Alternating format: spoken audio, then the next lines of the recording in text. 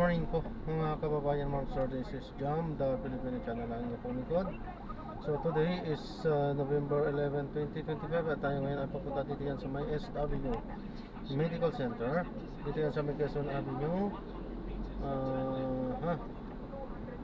Diliman, Quezon City po yan, Centro Diliman. At dadalhin natin sa Centro Smoke, dito yan sa may Centro Diliman, Quezon City pa rin. Okay po, so magbabalik po tayo mamayang unti. Dito sa may kukunin natin ito, ano po, sa may East Avenue, sa may East Medical Center. Okay po. Dadalhin natin sa may bandang Quezon Ave. Okay, so magbabalik po tayo mamayang unti po pag nakuha na po natin sila. Disclaimer lamang po, ang content po natin ay kalsada at hindi ang passenger. Kaya nga naman sakasakali mo po na may marinig kayo mga pangalan ng lugar, pangalan ng tao, pangalan ng organizations, government o private man yan, ay wala pong kinalaman ang channel nito at wala pong pinapatungkulan. Lahat po ng pinag-uusapan dito ay pawang dito lamang po yan sa loob at wala pong pinapatungkulan sa labas. Okay po, babalik po tayo mamaya konti pag nakuha na po natin sila.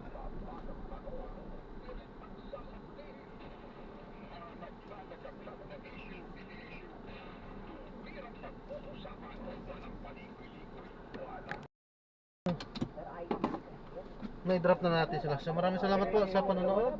So far, Hindi tayo nakapag-play, alam na natin ang dahilan. awkward position si Alam po. Ombudsman. Remove niya kasi medyo nag-flash report siya. Wala ba pala? Wala pa. Kaya- Oo. Pero ang alam ko dyan, I think PNP will probably be the first because it will have to be coursed through Interpol. Oo nga eh. So Interpol, Oo. Kala ko nga DFA muna kasi yun ano, diba? mukhang tama yung sinabi ni Job na hindi na DFA. Pero kasi ganun din yung kay kay Duterte, di ba? Kaya si General Torre. Oo, nandun. yung andun sa kanila. Oo. Kuha pa tayo ng mga report. Patong-patong at tambak ng mga basura nagkalat sa mga kalsada sa Consolacion, Cebu. Narito ang balitang kumpirmado sigurado at ni Radyo Patrol, Christian Yosores, live from Cebu. Christian. Good morning, Peter Adrica. Alam mo, napasuot na ako ng face mask. So, kasi nagmisulang tambakan na ng basura yung ilang kalsada dito sa bayan ng Consolacion sa Cebu. Dahil hindi pa rin nakahapon at malinis pa rin ang malalasa ang bagyong Kilo. Nakahilera yung patong-patong at nabundok na mga basura sa parehong lane ng National Highway sa Barangay Gansaga na ayon sa ilang residente ay isang linggo nang nakatambak mula pa noong Martes, isang araw matapos lumaan ang bagyo. Apektado ng Mali hindi pa kasi yung nakahapon ano sa nila. basura ang pamumuhay ng mga residente, paging yung kanilang kabuhayan ng mga negosyante dahil sa masansang na amoy. Ang Center Island sa tapat nitong Consolacion Public Market, halos natapunan na ng mga basura itinampak na lamang ng mga nagsilos na residente. Wala tuloy halos kumakain sa mga magkakatabing pusto at karinderya sa lugar. Ang ibang residente at namamalingke nakasuot na rin ng face mask dito. Sa tapat naman ng isang mall, iba na itatayo at naitatabi yung mga konkretong lunchbox na nagtumbangan noong bagyo. Ayon naman sa Consolacion LGU, hindi agad nila na ipagpatuloy ang paghahapot ng basura dahil labis na napinsala ng bagyo yung kanilang landfill sa Barangay Polog at naghanap pa ng ibang sanitary facility.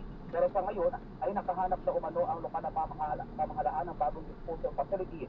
Kaya pang unti-unti na muli nilang hinahapot ang mga tambak na basura. Sa mga nanonood sa atin sa Piden ng Teleradyo Peter Adrica, makikita nyo sa likuran ko, isa lamang ito doon sa sitwasyon ng mga kalsada dito sa Consolacion Cebu na nabundok halos sa sitwasyon at patong-patong yung mga basura. Dito rin sa gilid ko, ayan yung mga basura na hindi pa nahahapot ayon sa ilang mga residente. Kumbaga, dahil yan nabawasan na ng mga nakalipas sa araw, pero hanggang sa ngayon ay hindi para ulit bumabalik yung mga truck na naghahapot sa mga basura. Wala sa pag-ikot po kanina dito sa ilang lugar sa bayan ng Consolacion.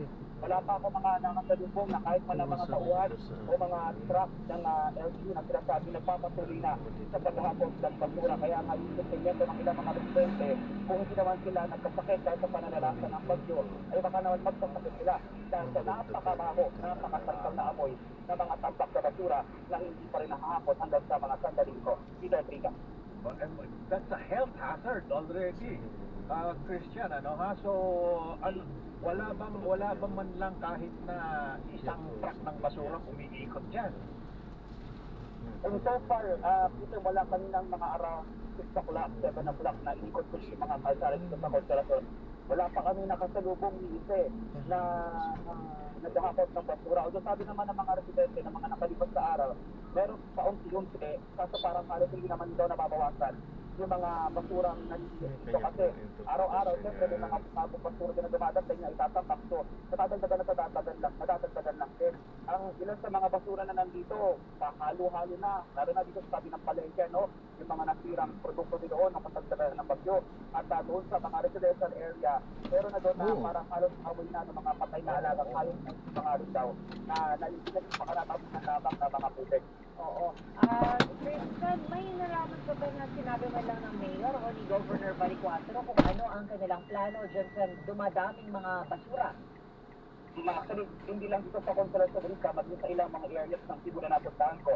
Ang huling update naman na nakuha natin mula sa Kapitolyo ay pinapapaspasan na ni Governor Pamela Baricuatro yung feeding operation. Kasi nga, mula north areas ng Cebu hanggang dito sa bahagi ng mga lungsod dito sa may central part ng Cebu ay marami pa rin yung mga basura yung ginahakot.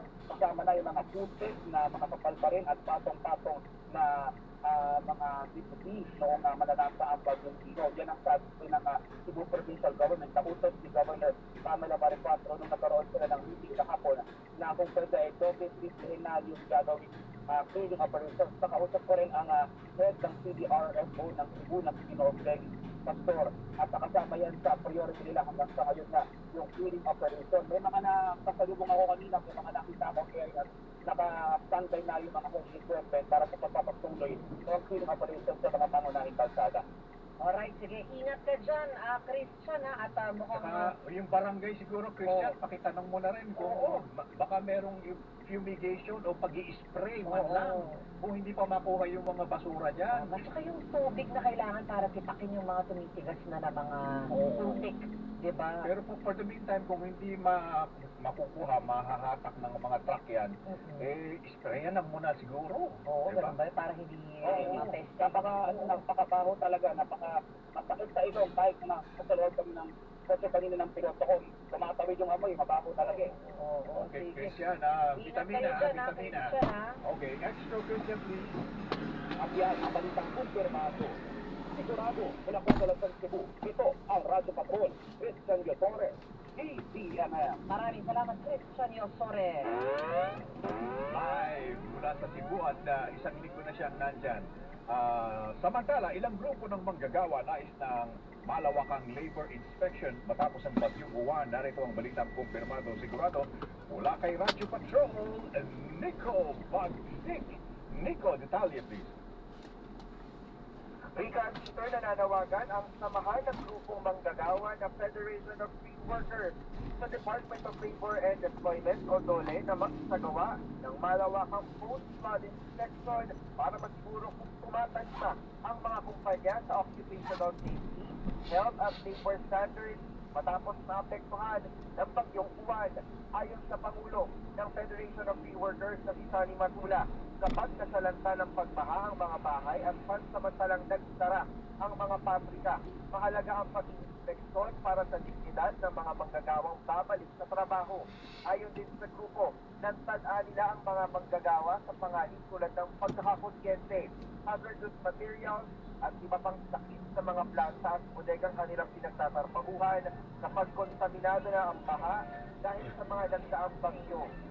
Matulad na habang makakatulong ang pagbibigay ng ayuda at iba pang relief goods, makapaglinigtas ng buhay ang pag-inspeksyon sa kalagayan ng mga nagtatrabahong individual. Yan ang balitang kumpirmado, sigurado. Ito ang Radyo Patrol, Nico Bagsik, ATMM. Maraming salamat, Nico Bagsik, sa ating mga Radyo Patrol. Basta may nangyari, nakareport agad sa Daily CNN. Radyo Patrol sa Istreta. Ay, ayan, sunod na natin sila. Ano ba yan? Nakalimutan ko. Pala po. Saan nandun